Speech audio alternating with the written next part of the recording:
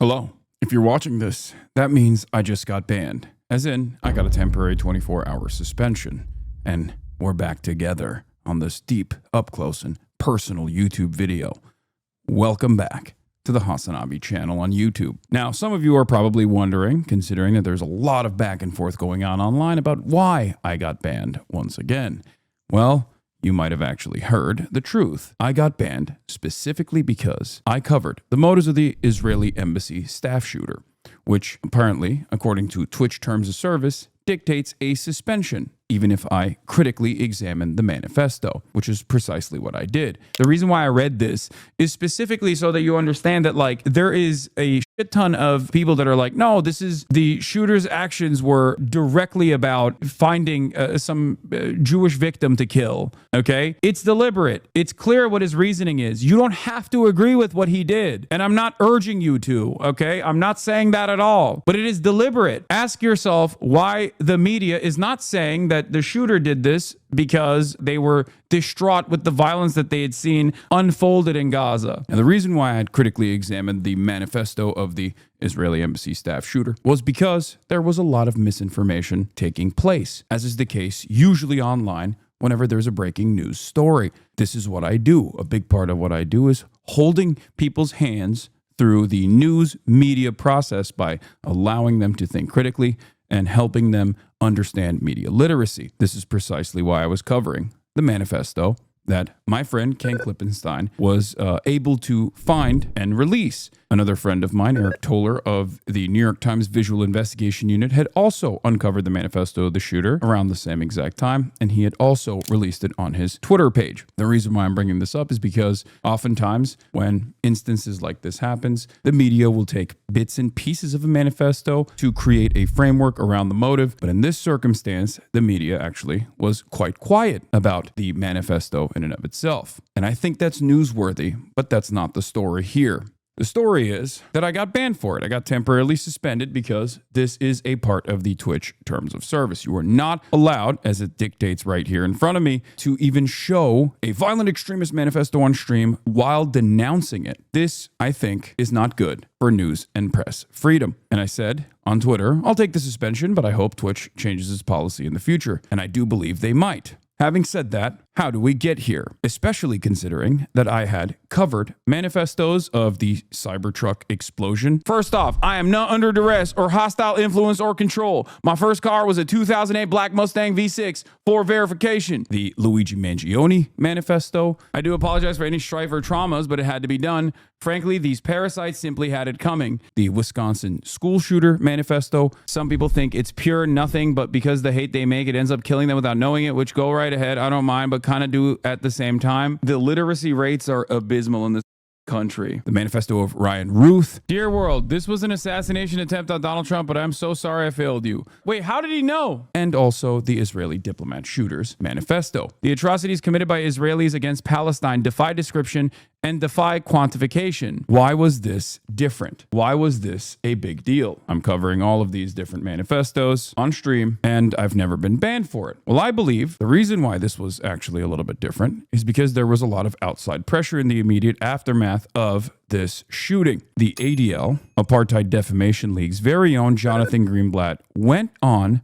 CNN only hours after the shooting had taken place to make incredibly slanderous statements about me, stating that I was responsible for this. My rhetoric was responsible for this. Let's take a look. All of us need to call it out. I'm thinking about the New York Times doing a gauzy profile a few weeks ago of this gamer, Hassan Piker, who regularly employs awful genocidal rhetoric against Jewish people in the Jewish state.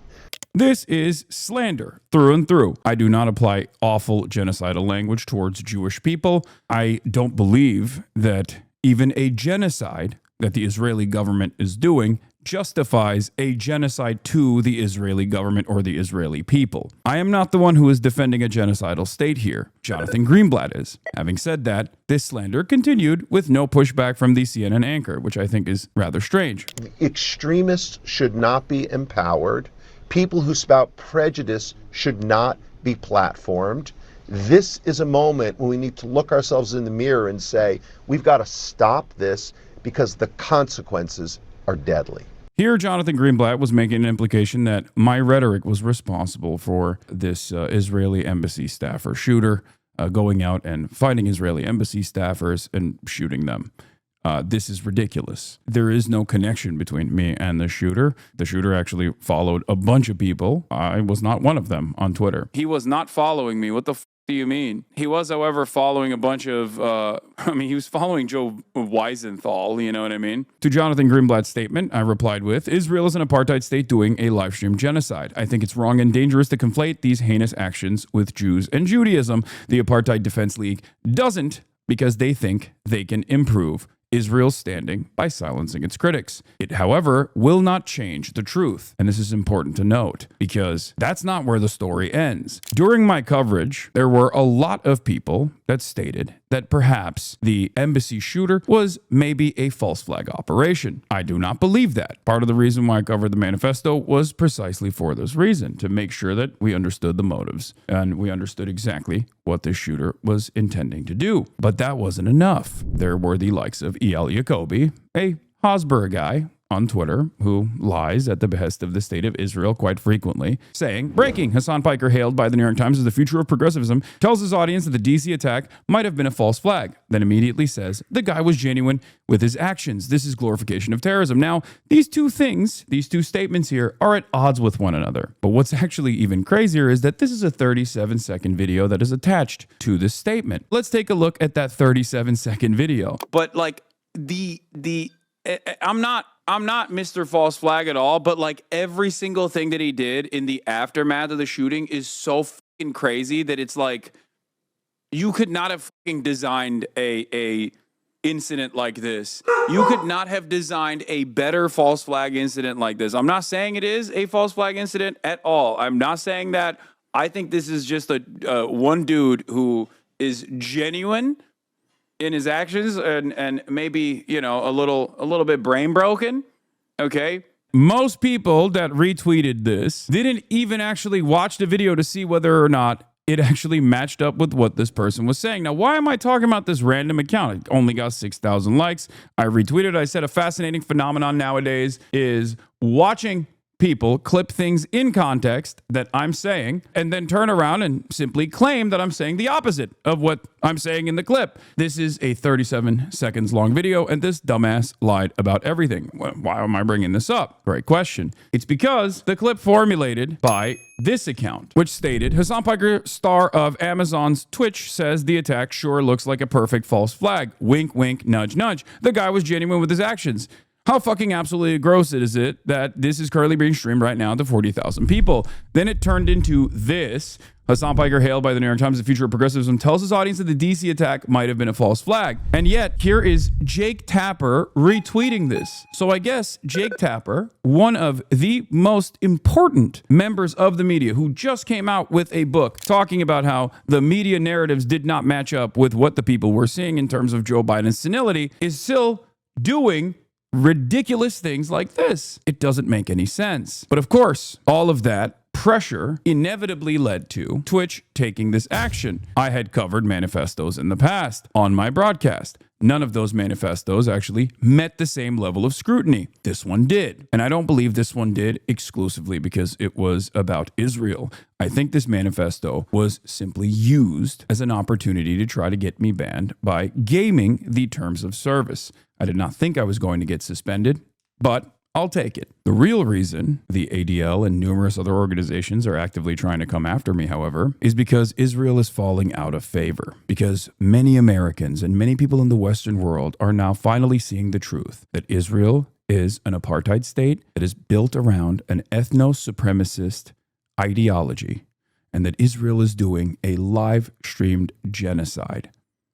Yesterday, they killed a doctor's family. 9 of this doctor's children burned, charred. Images such as this can be seen all over people's timelines and all over social media because now people have unprecedented access to the victims of a genocide, unlike ever before. This is the reason why Israel has fallen out of favor and has become a pariah state on the global stage. This is the reason why now Western leadership, who have supplied Israel with arms in order to engage in such violent acts for the past 19 months, are finally turning around and stating that perhaps Israel should allow aid in, that perhaps Israel should stop doing war crimes. A former Likud, far-right Israeli prime minister recently came out and said enough is enough. Israel is doing war crimes. Israel has fallen so out of favor that The Atlantic, that a year ago wrote to rebut Hamas's allegations by letting journalists see the war up close would be a calculated risk. Even when conducted legally, war is ugly. It is possible to kill children legally if, for example, one is being attacked by an enemy who hides behind them. This was written on The Atlantic only a year ago. And now that very same Atlantic magazine is writing articles such as this one. It should not be controversial to plead for Gaza's children. Israel's limits on aid have put the region at critical risk of famine. Help is within reach, but it's not enough and it's arriving too slowly. The reason why the tide is shifting is because the pressure valve is insurmountable. Too many people know exactly what's going on, and as fascist ideology is a suicide cult, it seems like Israel is bringing the rest of the Western leadership down with it. Israel is no longer a democracy. You cannot be a democracy while you want to maintain an ethno-supremacist state that is an apartheid state, and you certainly can't be a democracy while doing a genocide. But the Western world that seemingly was able to abide by and hope that the pressure goes away from the broader public are now being forced to listen to the demands being made by the public. So there is a interesting bargain here ahead of us. Will our politicians listen to our voices and try to maintain the presence of a democratic process, or will they go down with Israel? As I say here, every day that goes by, more and more people realize the truth. The very same institutions that spent countless hours defending and contextualizing Israel's genocide will now change their tune. Try and deplatform me all you like, but you can't change what people have seen. One day, everyone will behave as though they were always against this. I'm Hasan Piker. I hope you can keep supporting me and watching me on YouTube, because even if I get deplatformed from Twitch completely, I will still find a way. And even if I am deplatformed entirely from every single website, the truth will still come out. On that note, see you on Monday. Bye.